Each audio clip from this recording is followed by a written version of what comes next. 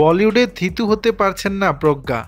প্রজ্ঞা জয়সওয়াল একজন ভারতীয় অভিনেত্রী যিনি মূলত তেলুগু চলচ্চিত্রে কাজ করেন। জয়সওয়াল ফিল্মফেয়ার অ্যাওয়ার্ড, সাউথ এবং south Indian international movie award সহ বেশ কয়েকটি পুরস্কার তার ঝুলিতে। 2014 সালে তামিল ভাষার চলচ্চিত্র বিরাট উত্তরের মাধ্যমে অভিনয়ে আত্মপ্রকাশ করেন। তেলুগু পিরিয়ড ড্রামা কাঞ্চের মাধ্যমে আলোচনায় আসেন এই অভিনেত্রী। T2MB এর মাধ্যমে হিন্দি চলচ্চিত্রে তার যাত্রা শুরু, তারপর আবার দক্ষিণের সিনেমায় মন দেন।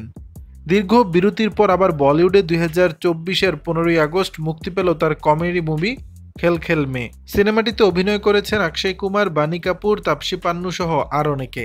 একই সময়ে স্ত্রী 2 ও ভেদা মুক্তি পাওয়ায় খেল খেল মে বক্স অফিসে মুখ থুবড়ে পড়েছে। বলা যায় এই অভিনেত্রীর এখন খারাপ সময় যাচ্ছে। কোনোভাবেই যেন বলিউডে থিতু হতে পারছেন না অভিনেত্রী প্রজ্ঞা। দর্শক, বিষয়টি নিয়ে আপনাদের মতামত জানাবেন নিচের কমেন্ট বক্সে।